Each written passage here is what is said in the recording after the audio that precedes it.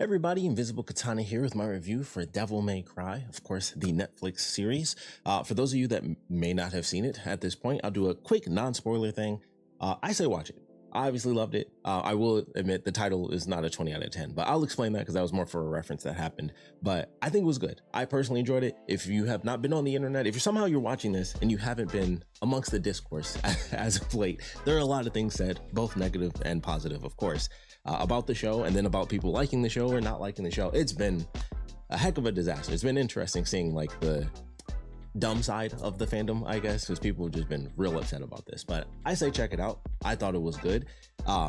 If you played the games, it is up to you. It lives or dies by the sword of adaptation.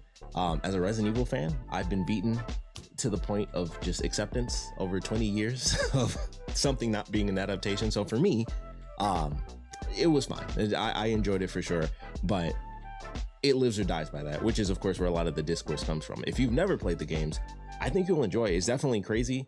I would still say, amongst all things, play the game. This is Dante from Devil May Cry 3. Also, if you're a Devil May Cry fan, this is the Asmus toys, ASMUS. You'll probably have to buy them all aftermarket, but they have Dante.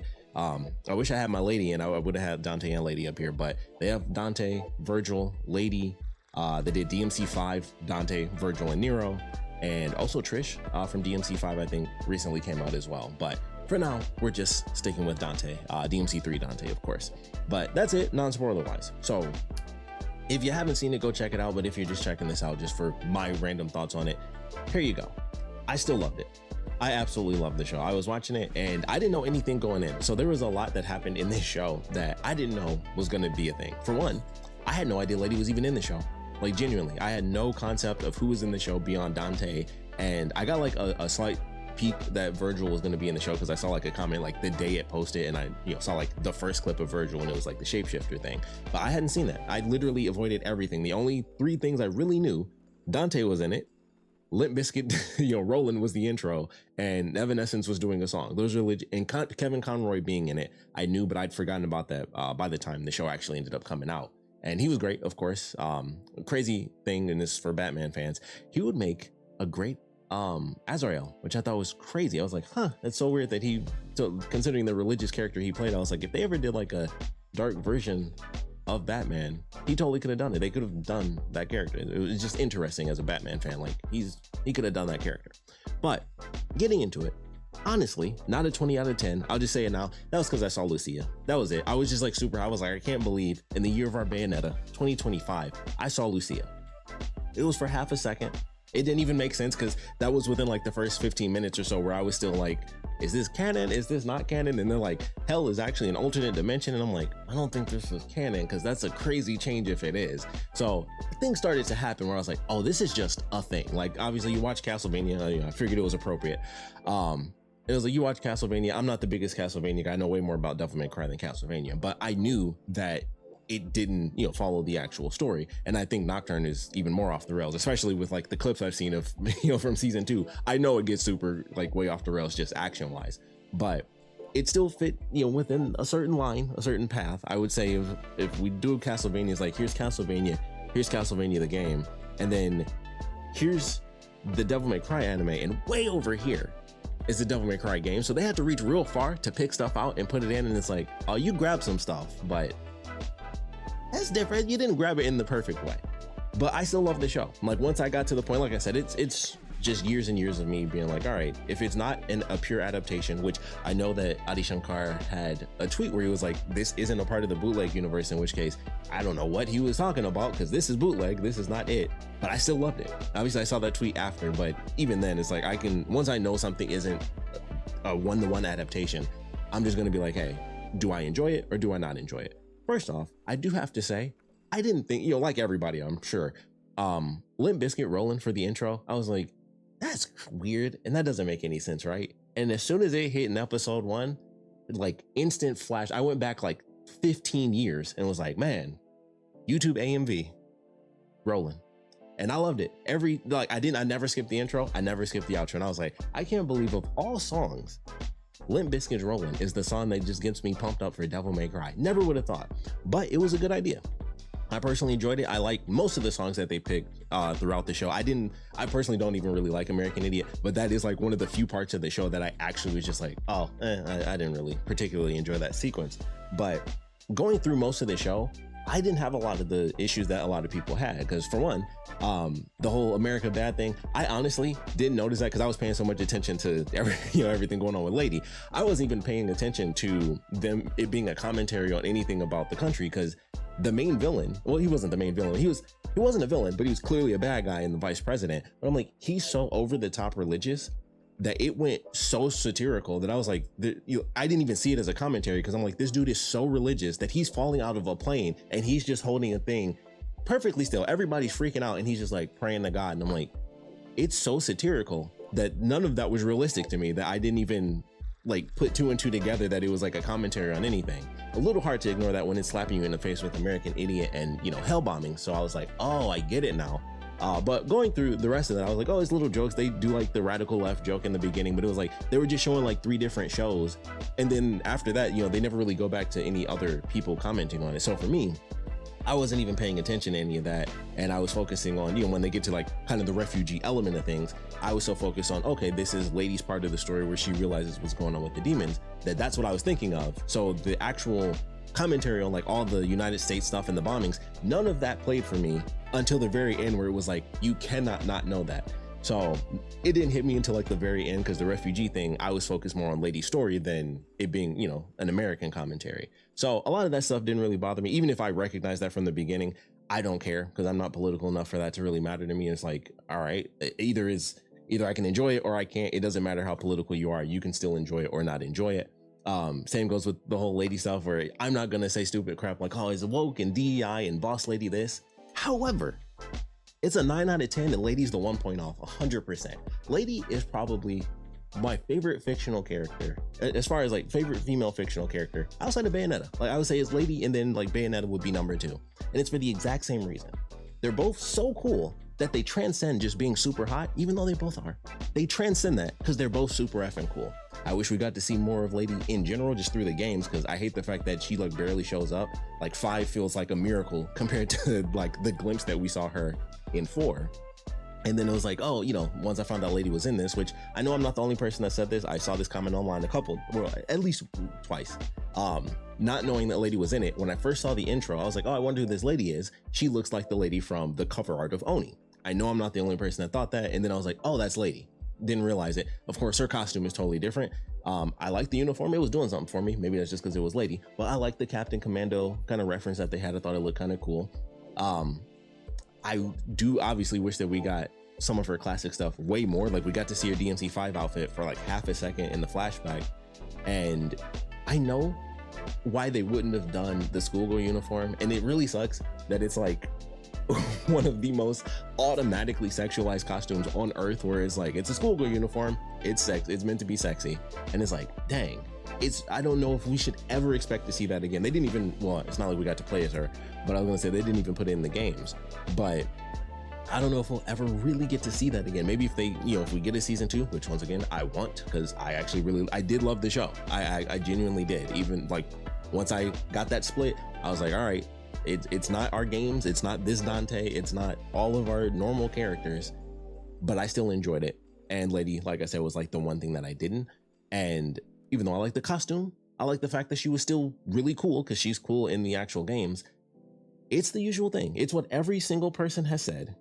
And it is the fact that she swears a lot. And it's not that she swears, because the first scene when they like encountered the demon and she like calls him out and stuff, and then it starts to build up. Like it starts off slow, where she's like, you can kind of tell the tells of a demon when they impersonate a human, and the lanky arms, and it starts to build up. And I'm pretty sure she swears somewhere in there. I'm sure she dropped an F-bomb, and that was the start of a long line of F-bombs just consistently throughout the season. But it started in that, and I was like, okay, for their first interaction where she's like calling out this demon and it ramps up to the point of just being blatant, and like, she literally rips the dude's shirt off and stuff to show like the spikes. That point was simple. It was the first introduction, and it was like, okay, she's calling him out, and it ramps up higher and higher to the point that it's like, you're busted. She's literally swearing at the dude about how she hates demons. It's like, dude, you're busted. And also, she hates demons. As someone who's played through the games, is like, okay, I can give you that as the introduction, where she's like swearing and like calling the dude out. And then F-bomb after F-bomb, and it's never short. I swear. And it's one thing, and I hate when characters do this in general. For one, I don't like characters that swear a lot in general, just because I'm like, I always feel it's excessive. I feel it's excessive when people in general swear. I barely cuss, like, at all. I actually use it for emphasis. So when most people do it and they just swear all the effing time, you can just drop effing. It's like, all right, it loses its luster. And it's like, you can't just say what you need to say without dropping fuck. Like, you don't even seem like you're actually agitated enough to use the word. There's no emphasis behind it. And then I hate it, especially when they make people go motherfucker all the time. Motherfucker is a long effing word to use. You could just say fuck, it's one syllable. Motherfucker is four syllables. And I swear she says it so much. It's like she swears a lot. And then when you drop motherfucker, it's like, that's a statement. And you say it a lot. Like, it's one of those words that's so, you can't just be like, unanimously, you can't drop that every 2.5 paragraphs. Like, people are gonna notice, like, you say unanimously a lot. That's a long effing word. Like that's inambiguous. Like, you can't just drop words like that as if people are just gonna be like, like, no, those are long words. You can't just say stuff like that. That's 4 syllables long, as if it's just normal everyday speech. Like, I would be so curious to meet a human being that actually drops motherfucker as the whole word every time they feel like they need to say it. Because I felt like that's what she was doing. And maybe she only says it like twice and it's just fuck a lot, or fucker, or shit, or something with more than 1 syllable. But she does swear a lot. And the reason that bothers me is because she doesn't do that in the game. If she did, then okay.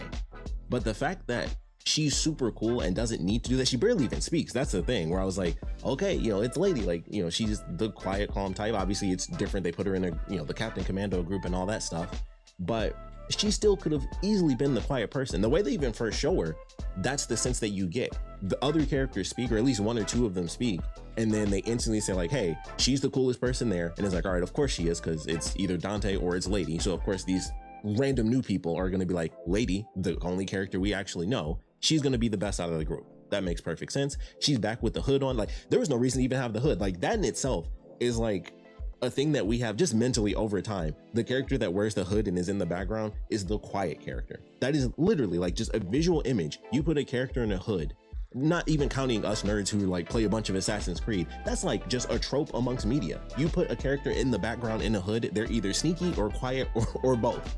And it's like, that's literally how they show her. And then she takes the hood down and it was like, what was the point of having the hood? I actually thought it was a cool little, like a random little look.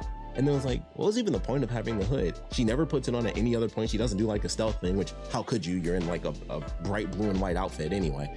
But it just seemed odd. It was like, that was meant to be the representation of like, okay, she's the solemn character, like who likes to be in solitude, even though of course she's a part of a group, she'll be the quiet one. And then it's like the exact opposite. And that's what makes it even weirder, because they show that she would be what I'm thinking is going to be Lady. She's going to be in a totally different scenario, but she's quiet. She's insanely powerful and stuff. And then nope, she swears like crazy, and she's still powerful, which I'm totally fine with that, because obviously she is in all the games that she appears in. She's at one point even a boss fight for Dante, even though that's not like a balls to the wall, like I have to kill her, boss fight, but still, she has a battle with him. And it was interesting, kind of, once again going through it. And that was the one thing I didn't like. It was just the fact that she swore so much, and it just seemed odd that she was so angry towards all the characters all the time. And I know that her point is that she's against demons, but she was also against demons as well in Devil May Cry 3, and she does it in like the coolest way ever. She's fairly calm, she's fairly quiet. Dante literally catches her out of the sky and she's like, I'm gonna just shoot you in the head. Like, didn't even know, just boom, I'm gonna shoot him. And then she shot him again after she saved herself. And it's like, she's just cool like that. Like, I love this character. And in this game, or in this show, I did not love her as much. She was still cool. She had, of course they gave her like the 2 handguns. I don't know why they didn't end up just going with like 2 submachine guns to at least be a little bit closer, just, weapon wise. But they also had like the crazy tech thing where like the guns could be drawn to her and stuff, which I thought resulted in some decent action. But yeah, like, she's definitely the one thing, just like everybody else says, that was my one main issue, and it's because I like the character so much. And it's really just the fact that she swore so much. Even if she hated demons, if she was just as quiet and calm about it as she was in the games, it would be exactly the same. It would just be, once again, it would just be a part of the adaptation where I'm like, okay, well, it's totally different with her being a part of a group and stuff like that. Even her backstory is similar. I don't think he's dead. If we get to season 2, I'm sure her dad will technically still be alive. It's the classic, if you don't see a body, it didn't happen. But you know, I think we'll see him in season 2. I would assume there's so many ways that it could go with the way this season ended, where it's like, I don't know, like, does it matter that Argo Sax is there? Like, we got the Lucia reference, which is where the 20 out of 10 came from, because it was like, it's Lucia. I think I said that already, but anyway, we got Lucia. So is she going to be in there? Is Argo Sax going to be a big part of things? Virgil is already taken over by Nello Angelo as Nello Angelo, and then he just turns into Virgil. I don't know. So there's so many things with them like jumping all over the place. Like even by the end of this season, and this is the weird thing about it. At first going through it, it was like, okay, so this is this guy, DMC3 Dante. Okay, it's this guy, but it's an alternate path. By the time we hit the end of the season, it's not even an alternate DMC3. Like, so even though they mix stuff up with obviously like, especially the Virgil thing, even with that, I'm like, he doesn't really do the DMC3 stuff. Like they don't go through much of that. And obviously Lady being in it is a part of that as well. But I'm like, so little happens, I would say, in terms of like Dante himself, that I feel like he barely does maybe even a quarter of what he actually does in DMC3. Like, of course, he gets his devil trigger. He doesn't have Ebony and Ivory. Even though he doesn't keep any of the weapons that he always gets in every single game, it's like freaking Uncharted. Like you do all this stuff, and then the next game is like, I don't know where all those magic weapons went. He just never has them anymore. He has to sell them off. That's, you know, that's the lore behind it. But he doesn't really use them. You know, they had the Agni and Rudri moment where he just catches it and throws it back at him. And I was like, okay, that was, you know, at least we got to see something. That was pretty nice. But he doesn't get Ebony and Ivory. Even by the end of it, they don't really have him end up doing that. And it's like, okay, so we have that. He kind of thinks Virgil is alive. Like he assumes that, of course, with them opening up the portal, like he figures that out, like, holy crap, my brother's alive. They changed that element where Sparta wasn't with them as kids and he just disappeared. Although once again, one of the things that I can say I enjoyed about the show is the most we've ever really seen of Sparta. As much as you can hate the show, is like, hey, it's not canon, but I just like seeing the dude. I'm like, hey, at least we got him. That's all I can say, because I'm like, the games haven't given him to us. At least we get to see the guy a bunch. So I was happy about like the little moments we got. And it's like, wow, it's a little bit beyond, you know, them doing the little backstory and he's just a symbol in the background, just like swinging around doing nothing. And it's like, okay, like for like 15 years, that's all we've ever had. It's like, okay, you know, it's not canon, but that's Sparta doing some stuff. So it's like, it was nice just to see the guy for real. So I did enjoy that, even though it was once again non-canon, but it was nice to see him. I was happy to just see Sparta a little bit. But hit the end of the season and it's like, we don't really do much. Like this ending this season, it could still go directly into actual Devil May Cry 3. That's the craziest thing about it. They could still do, you know, and once again, Virgil is working with Mundus, and I think they're just gonna change that up where it's like they basically indoctrinated him. So that could be another level of commentary and, you know, the extra child soldier thing, because they kind of touched on that a tiny bit with Lady, like, isn't that what you are and stuff. So I feel like that's what's gonna happen with him, where the reason he works for Mundus is because they took him as a kid. That's why Dante thought he died. And instead they actually like just manipulated him over, you know, a decade and a half or whatever. And now that's why he's got like Stockholm syndrome, pretty much. They just manipulated him. And then his brother has to get him back. And then it's like, oh, I have to get power and motivation because I'll never be controlled again. And that's how they'll get to like the Virgil that we know, or something close to it at the very least. But all in all, I still love the show. There's some elements where, you know, a lot of people mentioned Dante was more like Deadpool. I personally didn't get that. I felt like it was less so that he joked too much and more so that the jokes just didn't hit very well because they weren't quippy. A quip is supposed to be fat. And much like fuck versus motherfucker, it was too long. Like people use the moment where he talks about like banging the dude's mom, because that went from him being like, oh, don't worry about it. Like, you know, I heal really fast. You know, he blew a hole through his chest. I heal super fast.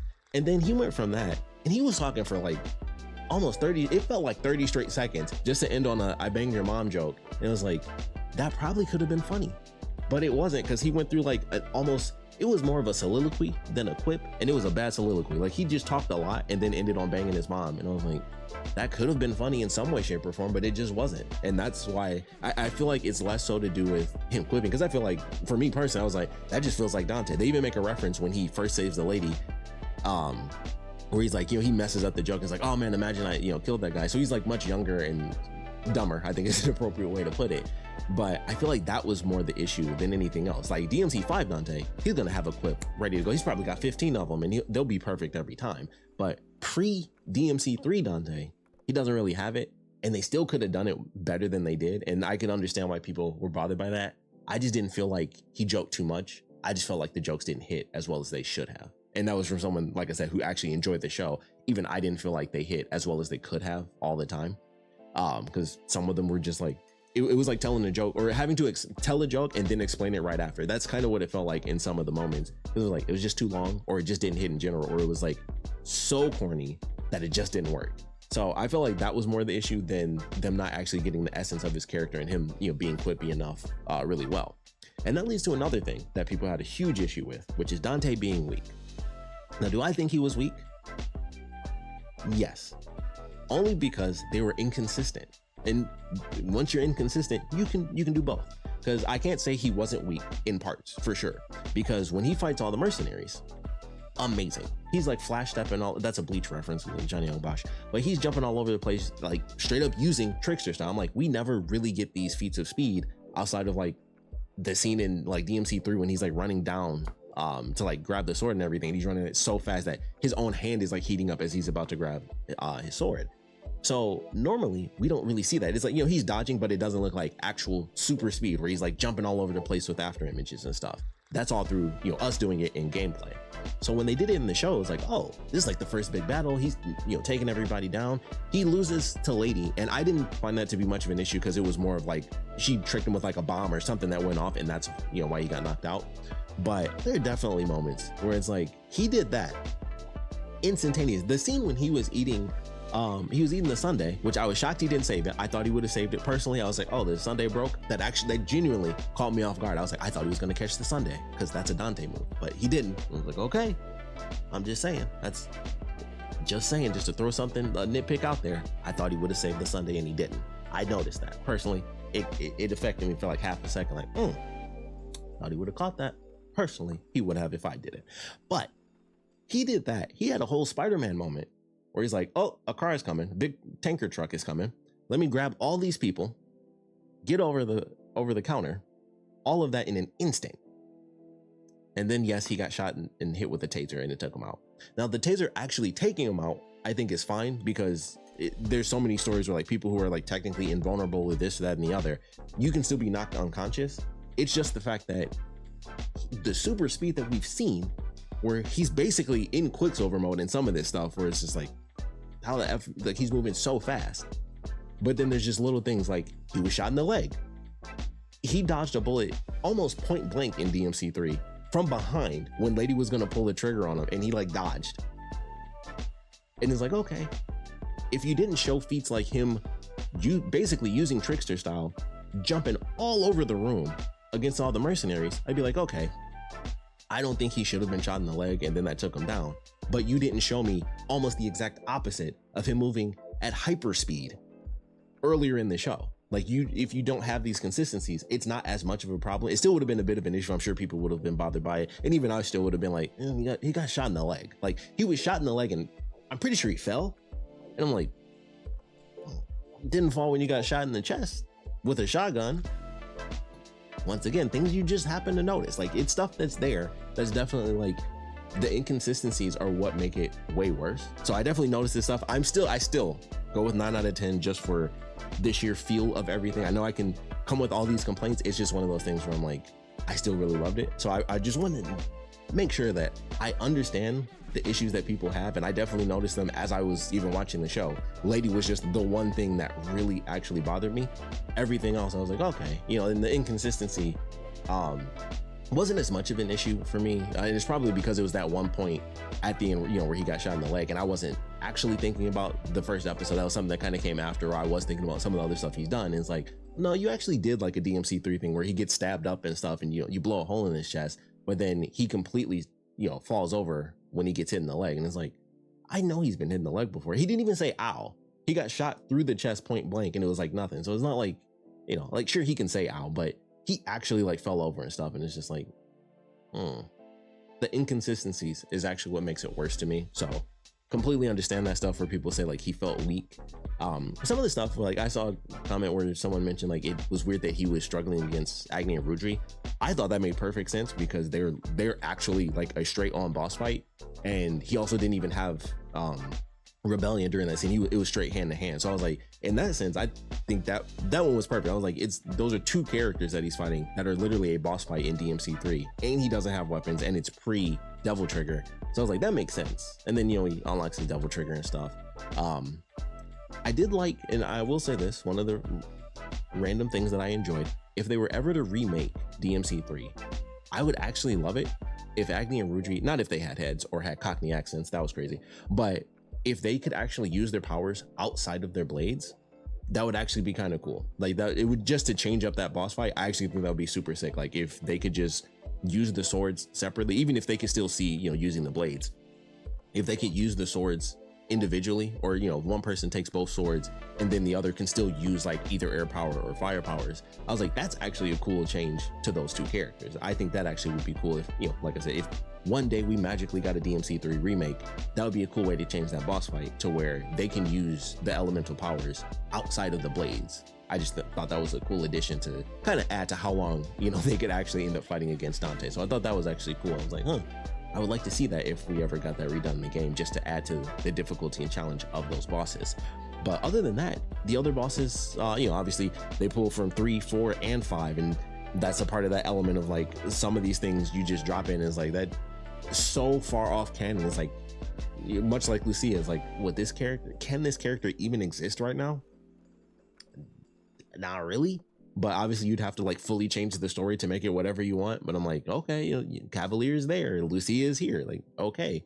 I do believe the one guy that they caught after Lucia was 100% meant to be John Constantine, by the way. I'm like, that's Constantine, right? They can't say it, but I'm like, that's Constantine, which I would not hate as a crossover. Devil May Cry and Constantine would be an amazing crossover. I never thought of that before until this show, and I was like, damn, that would be sweet. I would love that. I love Constantine. So, and it just, you know, it blends together. So that was clear. That had to be a reference to Constantine. But going through the show, I thought the action was good. Of course, they have some of the 3D animation moments where it's like, it doesn't look as good. I'm used to that. Once again, you know, it's like tons of other anime that do like 3D in certain parts. They did it more than I would have expected here, considering some of the stuff that happens. And it was, some parts were better, you know, where it was like, it's 3D here, but it feels more distracting. And then other parts it'll be 3D, but he's not moving in a way that makes it too ugly, if that makes any sense. There's just, when it's more subtle movements, but I can still tell it's 3D, I'm like, okay, that, you know, it doesn't affect me as much. But there are definitely moments where I was like, you know, like the 3D stuff. I don't think it was trash or anything. I've seen that as well, but you know, all the comments has been like, this is absolute garbage, this is trash, you're an idiot, you can't be a real fan if you actually like the anime. Like, it has been crazy. But all that to say, everyone's got to like the White Rabbit, right? I know they changed it once again from the manga to what they have now, but he was super cool. I thought he was great. Also, people had a problem with the fact that he was supposed to be like a sympathetic villain. I'm never bothered by that, because once you get to a certain point, it's like, it's a sad backstory, but I feel like people mix up the fact that you're supposed to be like sad for a villain versus understanding why a villain did what he did. I'm like, a sympathetic villain doesn't mean you have to be like, oh, now I'm sad for him. It's like, no, he's crazy. Like, he's a bad guy, but it's a sad backstory. Like, it doesn't mean you have to feel sorry for him. It just means he's a bad dude who went through a bad time and that made him bad. You don't always have to feel sympathetic just because it's called a sympathetic villain. Like, you don't have to feel like totally sorry. You can just understand it a little more. But that doesn't change the fact that, you know, he did the things he did, even though he was sick and the voice acting was amazing and the mask makes no sense whatsoever, but it looked great. It looked absolutely phenomenal. So I thought it looked cool. I don't care. It makes no sense, but so do a lot of things with them just dropping stuff in from different points in the timeline and just being like, here you go. Here you go. But I enjoyed it. Like I said, all in all, I thought it was really fun. I have no idea what the F would happen with the season 2. Like, honestly, like I said, with the way this season ends, they could still technically do a more accurate version of the lore going into season 2, because that would be closer to DMC3. I don't think that'll happen, of course, because they bombed hell, and who knows? It's weird. It's going to be weird, but I still enjoyed it. I thought the action was pretty good. I think my favorite might have been towards the end, in the airplane scene. I think are like the two, like when the plane actually already blew up, and of course him fighting the mercenaries was probably, actually that was probably like the best full fight sequence, him fighting all of them and then fighting Lady at the end, and then like, you know, running around. And they even do a reference to DMC3 in that moment where Dante is sliding with his guns and he shoots, and then lady jumps over him and she's basically like shooting the bullets as he's shooting up at her. That's like a reverse of what they did in DMC3, where he was jumping over her as she was sliding. So I thought that was pretty cool. I was like, oh, I remember that reference, because that's honestly one of my favorite, like, I don't know, it's like a minute long sequence when they have that like little tiny fight in the hallway. I always loved that scene. I always thought that was super cool. So I remember that when it happened, I was like, it's like a reverse to that sequence. But overall, I enjoyed it. I will say the one thing that shocked me this entire season is the fact that her entire crew died in one spot. I was like, they're dead. Like, like the dude who just can't keep his arm off his lady who looks like Nightwing. I'm like, one or both of them definitely gone. The dude who like actually keeps his mask on, you only see like the bottom half of his face. He's definitely dead for sure. I like the lady that had the scouter. She had like an old school look with like the hair and like the band around her hair. I was like, you see that in like some old anime every once in a while. I was like, I actually really always liked that look. But I didn't expect them all to die just in that room. And then she got stabbed in the back and it was just like, oh, plasma sword. Yeah, fascinating. And I was like, oh, well, she's gone. And then they just whooped everybody else up. I was surprised after the guy got all the spikes in his back that his girlfriend didn't get killed when she was crying. Cause I'm like, oh, she's dead. They're just gonna do a scene where like her head just gets blown off or something. And she had some time to cry, and then she was gonna try to help lady, and then she got sliced in the back, and then she was dead too. And I was like, oh, they're all gone. Like I figured they, like I said, most if not all of them, I assumed were gonna die anyway. And then for it to just be like within a nice little minute action sequence of like a minute to 2 minutes, and they just got wailed on. Didn't really get to see them do all the cool, as the ultimate Captain Commando squad. They didn't do much. Once they were in an actual fight, dead. She had 2 swords on her back. I was like, let's see some dual wielding. She dead. She gone. All of them just dead. I was like, wow, you guys didn't get to do anything. That's unfortunate. I thought that would have been some cool action. It definitely could have been. I think that would have been a great sequence if they actually fought at least a little bit and then, still all died off. But I thought it was an interesting moment. I was like, oh, what is this?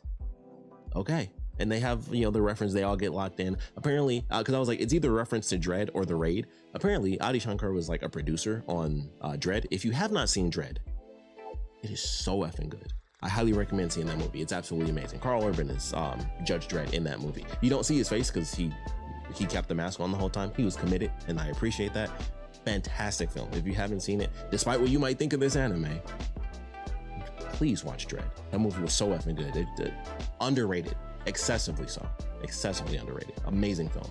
But enjoyed the action that we got. Then of course, lady story mode, all that stuff. Episode 6, I personally loved. Fantastic episode with the backstories and everything. I don't think Arkham is really dead. So we'll see, once again, if season 2, I think we'll see him pop up somewhere in season 2. I like what they did, like I said, with the rabbit's backstory, where it was just like, you thought you were Alice in Wonderland and you went to hell. That sucks, kid. So interesting story in the way that they handled all that, and then the connection between the two characters, because of course he remembered her and she didn't know who the guy was.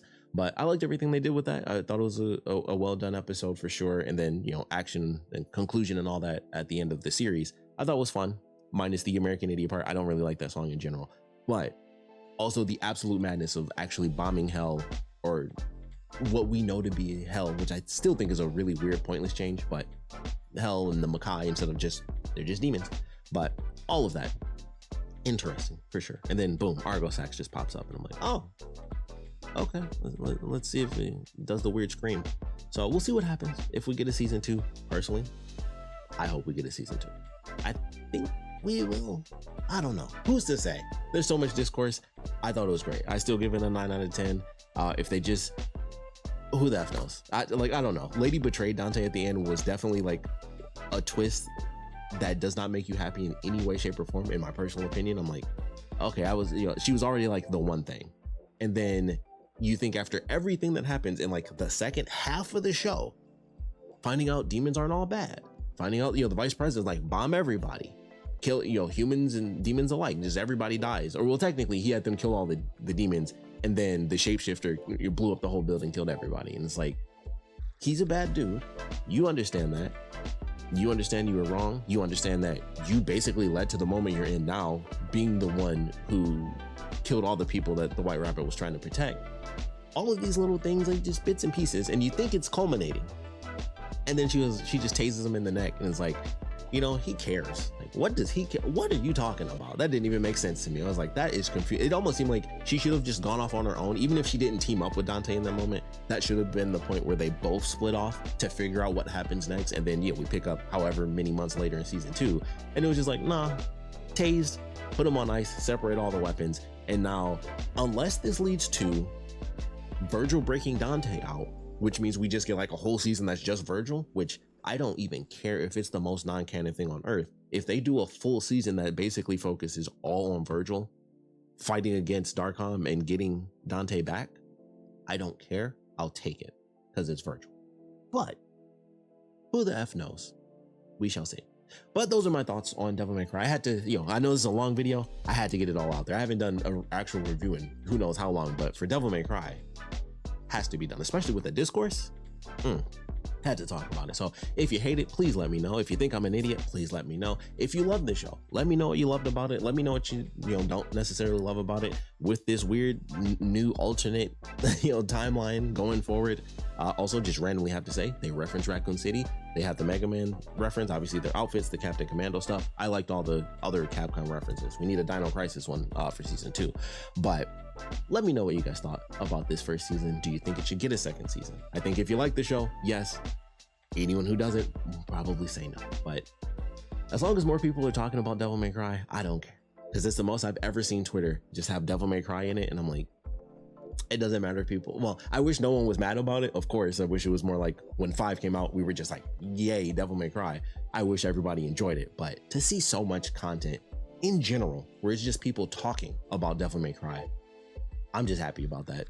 It's just nice to have Devil May Cry just be in the zeitgeist. I'm just happy in general about that. It doesn't mean we're getting another game. It doesn't mean we're getting any remakes. It's just nice that one of my favorite franchises is just being talked about. I wish it was all happy talk. But at the very least, the people that hate the show are still just talking about how much they love the game. So in a sense, it's all happy in some way, shape, or form. But like I said, those are my thoughts on the Devil May Cry Netflix anime. We'd love to know your thoughts, so please put your comments down in the comment section below. And of course, thanks for watching.